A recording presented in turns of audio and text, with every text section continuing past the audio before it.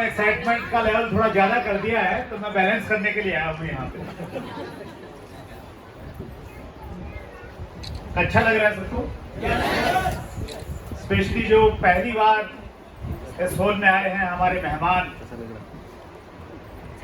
उनको शायद अच्छा लग रहा होगा। उनसे मैं कुछ खास बातचीत करूंगा अभी, और उसके बाद में हम लोग एक थोड़ा सा ब्रेक करेंगे, और उसके बाद में इस बिजनेस में जो अचीवमेंट्स आपको यहाँ पे दिखाई गई अभी, ये सारे के सारे असली थे। हेलो, आज किसी को ये भ्रम तो नहीं किया इनको समझा के मैनिपुलेट करके यहाँ पे लाया गया है? क्योंकि जो मैनिपुलेशन वाले होते हैं ना, उनकी आंखों में ऐसे आंसू नहीं झलकते हैं, और ये इमोशन और ये बॉडी लैंग्वेज उनकी नहीं होती। तो ये अचीवमेंट्स हम सबको कैसे मिल सकें, इसके बारे में हम लोग लंच के बाद में थोड़ा सा बातचीत करेंगे। क्योंकि लॉकडाउन के बाद में, बहुत दिनों के बाद में मैं देहरादून आया हूँ। पहली बार पंडित जी के साथ में देहरादून आया था 2002 में, और जिस प्रकार मिलन मैम ने बोला कि पंडित जी की कर्म भूमि रही है देहरादून, तो पंडित जी के साथ मैं भी बहुत बार आया, और मुझे घटना याद आ रही है। 2004 की शायद ये घटना है। मैं और पंडित जी आ रहे थे, मेरे पास उस समय वैगनार थी एक ब्लू कलर की, और इनकम भी ठीक ठाक आने लग रही थी उस समय। लेकिन मैं थोड़ा सा खर्चीला नहीं हूँ, थोड़ा कंजूस सा है। सुदेश साहब ने बैठ के कहेंगे कि आप बिल्कुल सही कह रहे हैं। तो पंडित जी बोले कि सर अब तो गाड़ी बदल लो। तो मैंने कहा पंडित जी ठीक तो चल रही है, कुछ एसी वेसी क्या टेम्परेचर बढ़ाऊं क्या? बोले नहीं एसी वेसी तो ठीक है, लेकिन थोड़ी गाड़ी बदलो ना। मैंने कहा चलो बदल लेंगे। बोले फिर एक काम करो, गाड़ी नहीं बदलते ना, तो बोले 1 किलो सोना इसके साथ में लगा के रखो ताकि इसकी कीमत बढ़ जाए थोड़ी सी। तो लेकिन आज जब मैं यहाँ पे आया, इसी महीने 2 तारीख को मैंने मर्सिडीज बेंज GLC खरीदी है। तो कहीं ना कहीं मुझे पंडित जी की याद आ रही थी कि पंडित जी का जो सपना था कि भाई गाड़ी थोड़ी बड़ी होनी चाहिए लेवल के अनुसार, तो वो सपना हम लोग पूरा कर सकते हैं पंडित जी का। और बड़ी अच्छी बात कही गुलाटी जी ने, क्या हुआ गुलशन में कुछ फूल खिले, मजा तो तब आएगा जब पूरे चमन में बाहर आ जाएगी। और आरसीएम बिजनेस इतनी बड़ी विशालताओं से भरा हुआ बिजनेस है कि यहाँ पे हर घर के बाहर आरसीएम बिजनेस लिखा जा सकता है, और बड़ी से बड़ी गाड़ियों के बाहर आरसीएम बिजनेस का लोगो लगाया जा सकता है। चाहते हैं आप ऐसा हो? कितने लोग चाहते हैं? बहुत बढ़िया। कुछ बातें मैं आपसे करूंगा, उससे पहले थोड़ा सा अपना परिचय दे दूं, ताकि बहुत सारे लोग पहली बार हमारे बीच में हैं और बहुत दिनों बाद देहरादून में मेरा आगमन हुआ है। मेरा नाम सुरेंद्र वत्स है, बेसिकली मैं हरियाणा से हूं। सोनी साहब अभी आपके सामने थे, सोनी जी और मैं दोनों एक ही गांव से संबंध रखते हैं। छोटा सा गांव हमारा, लगभग अभी तो बड़ा हो गया, लगभग 3000 बोट होगी वहाँ पे मतगणना के अनुसार अगर हम लोग बातचीत करें तो। जींद डिस्ट्रिक्ट में मेरी पैदाइश हुई, वहीं परवरिश हुई, सरकारी स्कूल में मेरी पढ़ाई लिखाई हुई। मैंने 1996 में दिल्ली यूनिवर्सिटी से पोस्ट ग्रेजुएशन किया, और उसके बाद एक प्राइवेट टीचर के रूप में मैंने अपना करियर शुरू किया था, जहाँ पे मेरी 1 महीने की जो तनख्वाह थी वो मात्र 500 रुपया थी। और 1 साल नौकरी करने के बाद में एक बात मेरी समझ में बहुत अच्छे से आ गई थी, अगर मैंने अपने सपने पूरे करने हैं तो नौकरी से मेरे सपने पूरे नहीं हो सकते, मुझे बिजनेस करना पड़ेगा। लेकिन समस्या ये थी, बिजनेस की कोई बैकग्राउंड नहीं थी, परिवार में कभी किसी ने बिजनेस नहीं किया था, लेकिन इच्छा थी कुछ बड़ा करने की। मैंने डिसीजन लिया कि मैं गांव से शहर जाऊंगा, और मैं शहर में गया अपने मामा जी के पास में। वो कॉन्ट्रैक्टर थे, ठेकेदार थे, उनके साथ में कुछ दिनों तक मैंने उनके साथ में काम किया। और उसके बाद केबल टीवी का बिजनेस मुझे बहुत अच्छा लगा। रावत जी भी आपके सामने थे, न्यू स्टार पर्ल के रूप में, वो केबल टीवी के बिजनेस से थे कहीं ना कहीं वो भी। सो मैं भी केबल टीवी के बिजनेस में था, और उस समय मैंने बहुत मेहनत की केबल टीवी के बिजनेस में भी, क्योंकि कुछ करने की इच्छा थी, सपने थे, उनको पूरा करना चाहता था। केबल टीवी के बिजनेस में मुझे 2 बड़े इशू थे मेरे सामने। पहला एक इशू ये था कि वहां पे मुझे टाइम नहीं मिलता था, टाइम फ्रीडम नहीं था बिल्कुल भी। क्योंकि 24 घंटे काम करना पड़ता था। रात में भी किसी का अगर केबल खराब हो गया तो भी लोग घर के दरवाजे पे आके घंटी बजाते थे कि भैया अभी ठीक करो। दूसरी उसमें समस्या ये थी कि वहां पे लोग मुझे मेरे नाम से कम बुलाते थे, मुझे केबल वाला ये कह के बहुत बुलाते थे। और स्पेशली जब मैं जा रहा होता था ना, पीछे से आवाज आती थी, केबल वाले सुनना। क्योंकि जिस एरिया में मेरे केबल के कनेक्शन थे वो जींद शहर का सबसे पॉश एरिया था, सबसे रईस लोग वहां पे रहते थे। और दुनिया में कोई भी व्यक्ति कोई भी काम करे, वो ये जरूर चाहेगा कि उसको सम्मान के साथ में बुलाया जाए, उसके नाम से उसको पुकारा जाए। और मुंशी प्रेमचंद जी ने इसी बात को लिखा है कि मानव की अभिलाषा है कि उसका नाम सफेद कागज पे काले अक्षरों में लिखा जाए और दुनिया उसको पढ़े। तो ये हम सब की कहीं ना कहीं इच्छा है कि हमें रिकॉग्निशन मिले, हमें मान सम्मान मिले। तो वो मेरा एक बड़ा पेन पॉइंट था केबल टीवी के बिजनेस में कि लोग मुझे केबल वाला कहते थे। और इन्हीं दो समस्याओं की वजह से मैं और कोई काम तलाशता रहा साथ के साथ में कि कोई दूसरा काम मुझे करना है जहाँ पैसा हो और पैसे के साथ में टाइम फ्रीडम हो और रिकॉग्निशन मिले, मान सम्मान मिले। और हमने वो कहानी सुनी होगी अंग्रेजी में, याद भी की होगी, रट्टा मारा होगा, once there was a crow, he was very thirsty, he went here in there in search of water. याद है कुछ को? उसका एक मोरल था लास्ट में, और उसका मोरल था where there is will there is way, जहां चाहत वहां राह। जब आपको चाहत होगी ना, सच्ची चाहत किसी भी चीज की, तो रास्ते अपने आप मिल जाते हैं। मेरे अंदर भी चाहत थी कि कुछ मैं बड़ा करूं, टाइम फ्रीडम भी हो, रिकॉग्निशन भी हो, सम्मान मिले, लेकिन पैसा भी हो। और उसी चाहत की वजह से मेरे एक दोस्त ने मुझे फोन किया, अपने घर पे बुलाया और मैं आरसीएम बिजनेस की एक होम मीटिंग में गया। 4 लोग थे हम टोटल वहां पे। और वहां पहली बार मेरी जिंदगी में ये 3 शब्द आए, RCM, जिनकी फुल फॉर्म शुरुआत में ही प्लान में कविता जी ने आपको बताई, राइट कॉन्सेप्ट मार्केटिंग। और इन 3 शब्दों में दोस्तों इतनी ताकत है कि अगर आपने इन 3 शब्दों में श्रद्धा रखी, विश्वास रखा, तो ये 3 शब्द आपकी पूरी जिंदगी को बदल के रख सकते हैं। आज आप कहां पे हैं, आपके पास इनकम क्या है, कौन सी गाड़ी है, सुख सुविधाएं की कितनी चीजें हैं, लोग आपको किस रूप में जानते हैं और किस रूप में बुलाते हैं, कतई फर्क नहीं पड़ता। अगर आपने विश्वास किया, श्रद्धा रखते ना जैसे हम लोग किसी भी चीज पे,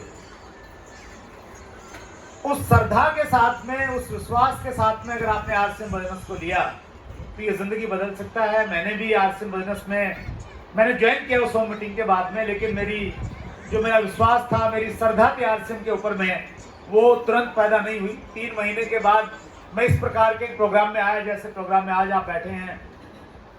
ये थोड़ा बेटर हॉल है, एसी वेसी चल रहे हैं, बढ़िया फर्स्ट क्लास कंफर्टेबल चेयर्स आपके पास में है, लेकिन ऐसा माहौल तो नहीं था। लेकिन हाँ, कुछ लोग स्टेज पे आए थे, उन्होंने अपनी इनकम के बारे में बताया। आज हमने इनकम की ज्यादा बातचीत नहीं की यहाँ पे। जो लोग स्टेज पे आए, उनका रिकॉग्निशन, उनका लेवल आपने देखा। उन लोगों को देखने के बाद में पहली बार मुझे ऐसा लगा कि मुझे आरसीएम बिजनेस करना चाहिए। यहां कुछ घंटी सी बजी कि यस, मुझे करना चाहिए, एक बात। और दूसरी कि जब ये लोग कर रहे हैं और ये कामयाब हो रहे हैं, पैसा कमा रहे हैं, तो मैं भी कमा सकता हूं। 2 चीजें, और वो 2 चीज अगर आपको समझ में आ गई ना पहली मीटिंग में, पहली चीज ये कि मुझे इसे करना चाहिए, और दूसरी चीज ये, जब ये लोग कर रहे हैं तो मैं भी कर सकता हूं।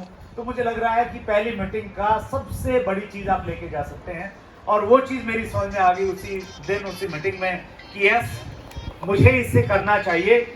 और उसके बाद में उतार चढ़ाव आते हैं, पार्ट है इस बिजनेस का, जिंदगी का हिस्सा है एक्चुअली। कोई भी काम कर लें आप, छोटी सी पान की दुकान करें, सब कुछ सही होने वाला है क्या? समस्याएं तो आएंगी ना सर। छोटी सी नौकरी कर लें, समस्याएं आएंगी, हर जगह आएंगी। तो यहाँ पे भी उनको हम समस्याएं कह सकते हैं, उनको चैलेंजेस कह सकते हैं, उनको कोई भी नाम हम लोग दे सकते हैं। वो मेरे सामने भी रहे, उतार चढ़ाव आए। कई बार लोगों ने बड़ी स्पीड के साथ लोग ज्वाइन करते थे, ऐसा लगता था कि रॉयल्टी 2 महीने में पक्का। और कई बार ये होता था कि जो जुड़ रहे थे वो छोड़ के किसी दूसरी कंपनी में चले जाते या घर बैठ जाते, तो फिर लगता था यार बात नहीं बनेगी। लेकिन consistency is the key for success. लगातार प्रयास सफलता की कुंजी है। और उसी लगातार प्रयास का परिणाम रहा कि मैं भी आरसीएम बर्नर्स का रॉयल्टी अचीवर बना, मुझे भी टेक्निकल का लेवल मिला, और चलते चलते आरसीएम बर्नर्स की डायमंड की पिन मेरे पास में आ गई और मैं डायमंड अचीवर के रूप में। कितने लोग हैं जो आरसीएम का डायमंड बनना चाहते हैं?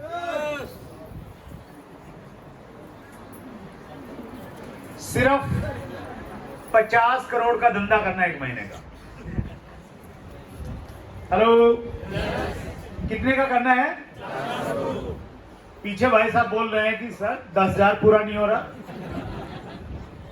लेवल छूट जाता है। आप 50 करोड़ की बात करते हैं। जब हम अकेले काम करते हैं ना तो 50,000 बड़ा, 10,000 मुश्किल हो जाता है। यस और नो? लेकिन जब टीम काम करती है मिलके तो 50 करोड़ चुटकियों में होने लग जाता है। ये इस बिजनेस की ताकत है।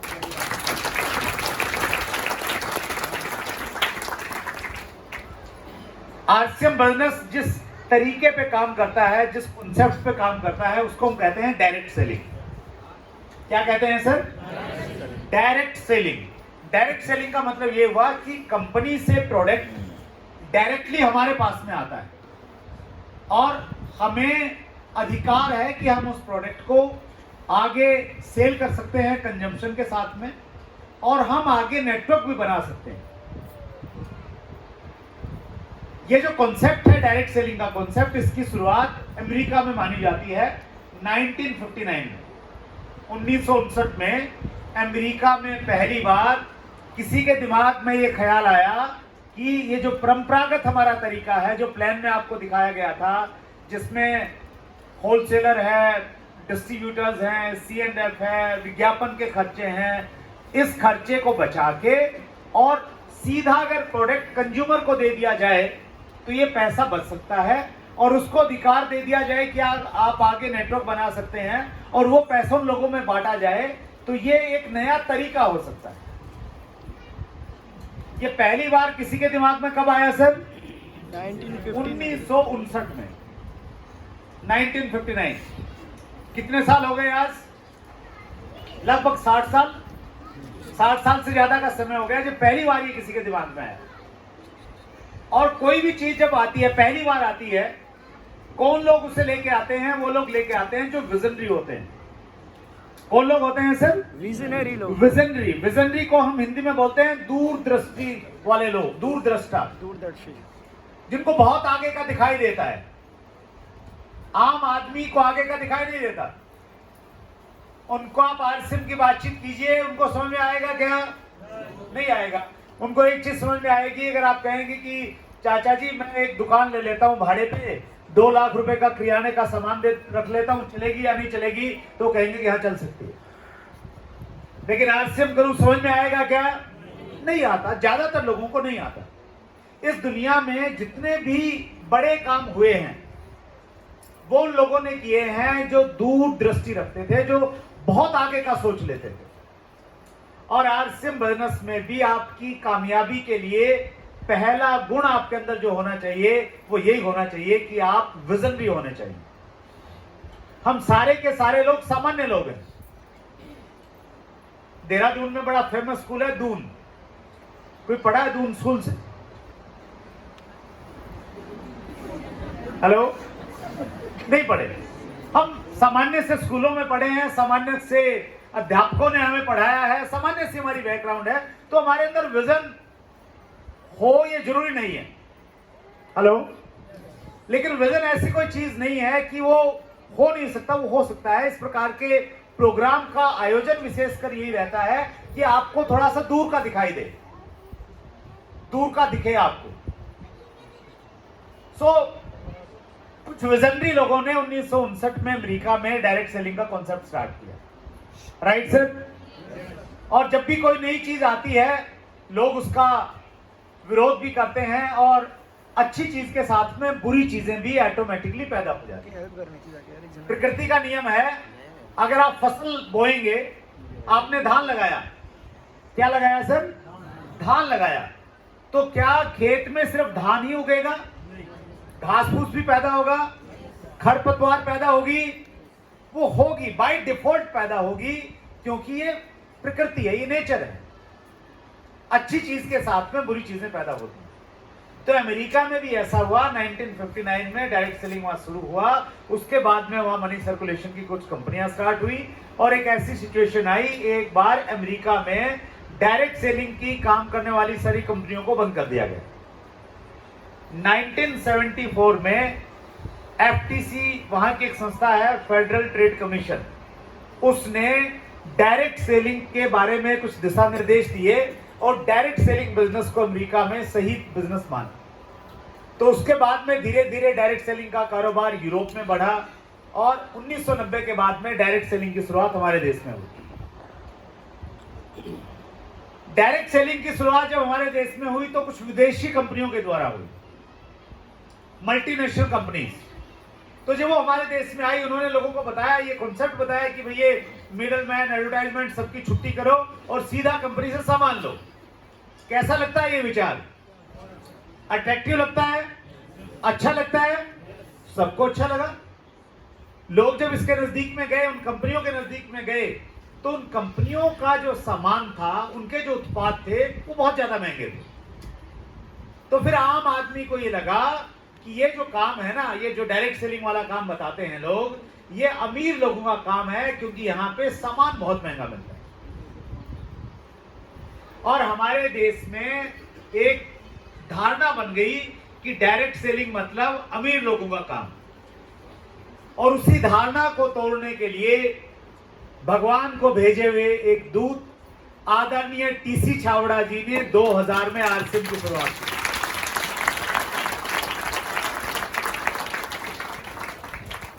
आरसीएम बिजनेस को ये श्रेय जाता है कि आरसीएम बिजनेस ने डायरेक्ट सेलिंग को इंडियन रूप में आरसीएम लेके आई। कि डायरेक्ट सेलिंग की असली परिभाषा ये है कि आपको बाजार में जो सामान मिलता है उसी कीमत का या उससे कम कीमत का सामान बहुत अच्छी क्वालिटी में दिया जाए, और जो लोग इस व्यवस्था से जुड़े उनको अच्छा खासा मुनाफा भी बाद में दे दिया जाए। तो आरसीएम बिजनेस की शुरुआत हुई 2000 में, और हम सब लोग आरसीएम बिजनेस की उस यात्रा का हिस्सा हैं। जिस दिन मैंने आरसीएम बिजनेस को ज्वाइन किया, या जिस महीने मैंने आरसीएम को ज्वाइन किया, दैट मंथ वाज फरवरी 2001। उस महीने में बहुत सारे लोगों ने आरसीएम को ज्वाइन किया था। हेलो, और जिस महीने आपने ज्वाइन किया, उस महीने बहुत सारे लोगों ने ज्वाइन किया। लेकिन उनमें से ज्यादातर लोगों ने जो मेरे साथ ज्वाइन हुए थे या आपके साथ जो ज्वाइन हुए हैं या होंगे, उन्होंने आरसीएम बिजनेस को एक सामान्य घटना माना। लेकिन मैंने फरवरी 2001 में आरसीएम को एक बहुत बड़ी अपॉर्चुनिटी के रूप में देखा, और मैंने ये माना कि मेरी जिंदगी में ऊपर वाले ने एक मौका दिया है कुछ कर दिखाने का, और उसी अवसर के रूप में मैं इसको लेके चला, और परिणाम आज आप सबके सामने है। मैं आपके सामने एक डायमंड लेवल के रूप में, डायमंड अचीवर के रूप में खड़ा हूं। तो मैं आप सबको यहाँ पे ये कहना चाहता हूं कि आज आपके सामने आरसीएम है, आप इसको किस रूप में देखते हैं, बहुत सारा फर्क इस चीज से पड़ेगा। हेलो, अगर आप इस रूप में देखते हैं, किसी ने बुलाया, आपने समझा, आप यहाँ पे आ गए, आपने ज्वाइन किया, तो फिर बहुत ज्यादा फर्क पड़ने वाला नहीं है, क्योंकि आरसीएम बिजनेस में अब तक करोड़ों लोग जुड़ चुके हैं। हेलो, कितने लोग जुड़ चुके हैं सर? करोड़ों लोग जुड़ चुके हैं। हजारों लोग ही हैं जो आरसीएम बिजनेस में टेक्निकल के लेवल पे हैं। वो हजारों लोग क्या है, उनमें अंतर क्या है? उनमें ये अंतर, ये जो हजारों लोग हैं ये विजनरी लोग थे, इनको इसे एक अवसर के रूप में इन सब लोगों ने माना। Right sir? तो बहुत संक्षेप में मैं ये कहना चाहता हूं, डायरेक्ट सेलिंग एक इंडस्ट्री है दुनिया में चल रहा है ये कारोबार, बहुत तेजी के साथ में फल फूल रहा है। हमारे देश में अब तक डायरेक्ट सेलिंग में कुछ ज्यादा काम नहीं हुआ है। 2020 के अगर हम आंकड़ों की बातचीत करें, WFDS एक संस्था है, world federation direct selling association, उसके आंकड़े ये कहते हैं कि 2020 में पूरी दुनिया में 1,80,000 मिलियन डॉलर का कारोबार हुआ। आप ये मान लीजिए बहुत बड़ी फिगर है ये। उस 1,80,000 मिलियन डॉलर में सबसे ज्यादा काम किया अमेरिका ने, 40,000 मिलियन डॉलर, लगभग 20% अकेले अमेरिका ने किया है। हिंदुस्तान का कारोबार था 3,000 मिलियन डॉलर। हेलो, परसेंटेज में आप काउंट करेंगे तो बहुत कम है हम लोग, और हमारा स्थान था 12वां। कौन सा स्थान था सर हमारा? 12वां स्थान था। जनसंख्या की दृष्टि से देखें हम लोग दुनिया में चाइना के बाद में दूसरे नंबर पे आते हैं। डायरेक्ट सेलिंग में हमारा स्थान है 12वां। जर्मनी हमारे से आगे है, कोरिया हमारे से आगे है, मलेशिया हमारे से आगे है। हेलो, ये 2020 के आंकड़े कह रहे हैं, लेकिन 2020 के आंकड़ों में एक बहुत अच्छी चीज आई है जो विजनरी लोगों की समझ में आएगी। 2020 के आंकड़ों में एक चीज दी है जिसको हम बोलते हैं CAGR, compound annual growth rate. 3 साल में कौन से देश ने किस स्पीड के साथ में ग्रो किया है वो आंकड़ों में दिखाया गया है, और उसके अनुसार अमेरिका जो ग्रो किया है, अमेरिका ने वो 4.8% से ग्रो किया है, और पूरी दुनिया में सबसे ज्यादा ग्रोथ पिछले 3 सालों में हिंदुस्तान की रही, जो रही 17.6%। और ये इसलिए हुआ क्योंकि पहले हमारे देश में डायरेक्ट सेलिंग के ऊपर में कोई नियम कानून नहीं थे। 2016 में consumer fair ministry, government of India ने डायरेक्ट सेलिंग के ऊपर में गाइडलाइन निकाली। 28 दिसंबर 2021, अभी 4 महीने पहले, भारत सरकार ने डायरेक्ट सेलिंग के ऊपर में रूल्स लागू कर दिए हैं, रूल्स आ गए हैं। यानी हमारा जो संविधान है, हमारा जो कानून है, उस कानून में डायरेक्ट सेलिंग क्या होता है इसकी डेफिनेशन आ गई है। 21 दिसंबर 2021 से पहले नहीं थी। हेलो, यानी हमें एक लीगल रिकॉग्निशन मिल गया है, और इस दुनिया में किसी भी चीज को जब लीगल रिकॉग्निशन मिल जाता है, कानूनी मान्यता मिल जाती है, फिर उसको सोशल रिकॉग्निशन मिल जाता है। तो ये इस चीज का संकेत है, जैसे मुकेश कोठारी जी कहते हैं कि आज RCM को कोई किसी रूप में भी जाने कोई फर्क नहीं पड़ता, लेकिन आने वाले समय में ऐसा होगा कि एक लड़की का पिता जब अपनी लड़की के लिए दूल्हा ढूंढने जाएगा ना, उसकी सबसे पहली चॉइस होगी वो RCM बर्नस का रॉयल्टी या टेक्निकल अचीवर ढूंढेगा। तो उस रिकॉग्निशन की तरफ, उस सोशल रिकॉग्निशन की तरफ RCM बर्नस जा रहा है। तैयार हैं आप उसका हिस्सा बनने के लिए? देखिए, RCM बर्नस में डायमंड बनने के लिए 50 करोड़ का बोनस चाहिए। कितना चाहिए सर? 50 करोड़ एक महीने का बोनस चाहिए। अच्छी बात यह है कि इंडस्ट्री इतनी बड़ी है कि इसमें हजारों करोड़ का मंथली टर्नओवर होगा आने वाले टाइम में, क्योंकि ऑलरेडी अमेरिका में हो रहा है, 40,000 मिलियन डॉलर का हो रहा है। तो मैं आपको एक विजन देना चाहता हूं। जो आंकड़े हैं 2020 के, उन आंकड़ों को अगर हम लोग सही माने, और हम ये माने कि जो CAGR दिया है उसी CAGR के साथ में सारे के सारे देश ग्रो करेंगे, तो 2043 में हिंदुस्तान पूरी दुनिया में पहले पोजीशन पे आ जाएगा, और हमारा कारोबार होगा 1,25,000 मिलियन डॉलर का। हेलो, तो आप ये विजन लेके जाएं कि जब 2043 में ये industry, direct selling industry 1,25,000 million dollar की होगी, उस समय RCM बर्नस पूरी डायरेक्ट सेलिंग को लीड कर रहा होगा। मेरे हिस्से में अगर 1% से का 100वां हिस्सा भी आ गया तो भी आप RCM के डायमंड बनने के नजदीक हो जाएंगे। इस विजन के साथ में आप यहां पे जाइए।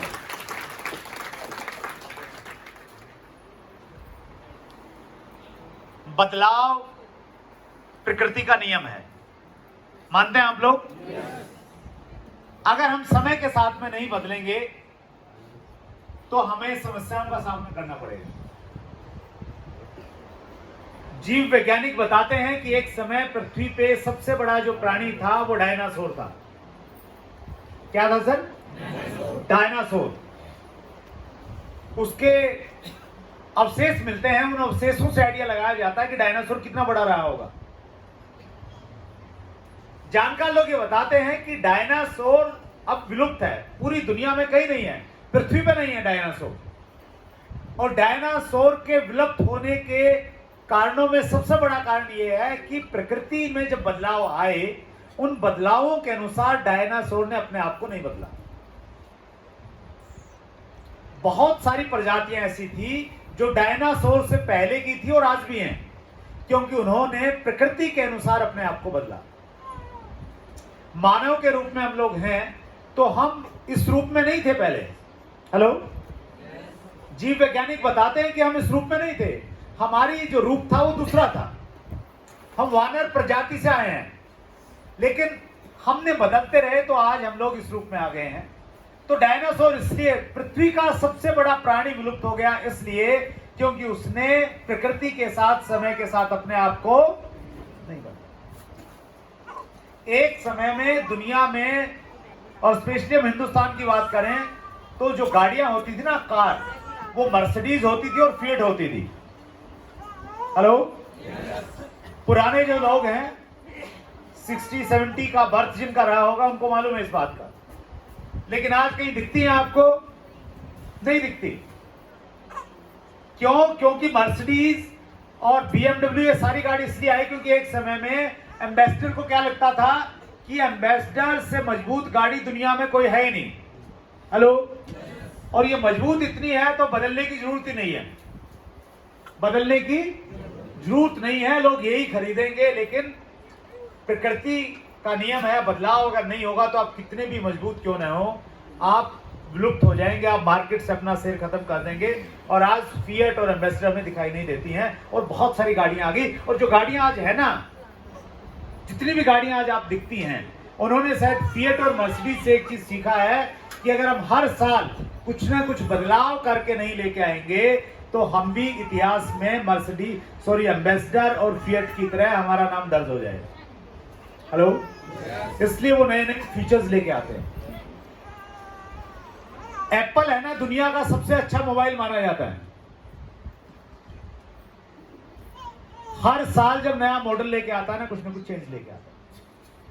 तो मैं इन उदाहरणों के माध्यम से आपको ये कहना चाहता हूं, आप किसी भी व्यवसाय में है या किसी भी नौकरी पेशे में है, प्रोफेशनल है, आप जो भी काम कर रहे हैं, अगर आपने ये मान लिया कि आप बहुत बढ़िया हैं, बहुत बढ़िया कर रहे हैं, कुछ करने की जरूरत नहीं है, तो हमारा हसर डायनासोर और फिएट और एम्बेसडर जैसा हो सकता है। आरसीएम बिजनेस एक बदलाव का नाम है। हेलो, प्रोडक्ट को बदलेंगे, अपनी सोच को बदलेंगे, अपनी आदतों को बदलेंगे, अपने काम करने के तरीके को बदलेंगे, अपने नजरिए को बदलेंगे। अगर हमने इस बदलाव को स्वीकार कर लिया, मैं गारंटी करता हूं अगले 10 सालों में, आज हम 2022 में हैं यहां पे, अगले 10 सालों में आपके आजू बाजू का सब कुछ बदल जाएगा। और आप नहीं बदलेंगे, आप वहीं रहेंगे, बाकी सब कुछ बदल जाएगा। अड़ोसी पड़ोसी, घर बार, गाड़ी बंगला, सब कुछ बदल जाएगा। चाहते हैं? चाहते हैं? जो लोग चाहते हैं सीरियसली आरसीएम बिजनेस को करना, उनके लिए हमने एक अलग सेशन रखा है। ठीक 15 मिनट का हम लोग ब्रेक लेंगे सर, 15 मिनट से थोड़ा सा बढ़ा देता हूं। राउंड फिगर 2 बजे हम लोग दोबारा इस हॉल में वापस आएंगे। आपकी बॉडी लैंग्वेज ये बता रही है कि बढ़िया आईसी में बैठे, क्यों बाहर भेज रहे हो हमें। लेकिन कुछ लोगों को जल्दी है, उनको शायद बुलाया गया था कि भाई 1 बजे 2 घंटे का प्रोग्राम है, तो वो कमिटमेंट हम लोग फेल नहीं करना चाहते। आप भी थोड़ा सा बाहर जाइए, घूम फिर के आइए, थोड़ा सा पानी वानी पी सकते हैं, आप फ्रेश होके आ सकते हैं। ठीक 2 बजे हम लोग दोबारा आएंगे। लेकिन उन्हीं लोगों के साथ में हम बातचीत करना चाहेंगे जो आरसीएम बिजनेस को सीरियसली करना चाहते हैं, जो चाहते हैं कि अपॉर्चुनिटी है और वो इस अपॉर्चुनिटी को ग्रैब करना चाहते हैं, मजबूती से पकड़ के आगे बढ़ना चाहते हैं। क्या करना पड़ेगा कि आगे जब भी प्रोग्राम हो, उस प्रोग्राम में आप वहां पे नहीं बैठे, आप यहाँ पे आए और ये फूल मालाएं आपके गले का हार बन जाएं, आपके गले का श्रृंगार बन जाएं। तो ऐसे जितने भी साथी हैं वो 15 मिनट के बाद में दोबारा आएंगे, लेकिन उससे पहले मैं सुदेश दीवान जी को बुलाना चाहता हूँ। दीवान जी आइए आप यहाँ पे। ये आयोजन हमें बहुत अच्छा लग रहा है, फूल मालाएं, सारी व्यवस्थाएं बढ़िया, गलीचा वलीचा यहाँ पे बिछा हुआ है, सब एसी वेसी सब स्मूथ है, लेकिन इसके पीछे बहुत सारी टीम है। मैं दीवान जी के कंटिन्यू संपर्क में था, उन्होंने बहुत मेहनत किया है, बहुत सारे लोगों की मेहनत रही होगी। तो एक बार जोरदार तालियां बजाएं सुदेश दीवान जी का। और जिन लोगों ने आज के प्रोग्राम में विशेष रूप से सहयोग किया, तो मैं दीवान जी से रिक्वेस्ट करूंगा कि आप उन साथियों के नाम जरूर यहाँ से उच्चारें, ताकि हम सब लोग उनके प्रति कृतज्ञता व्यक्त करें और उनको धन्यवाद दे पाए। Thank you sir. जय आरसीएम।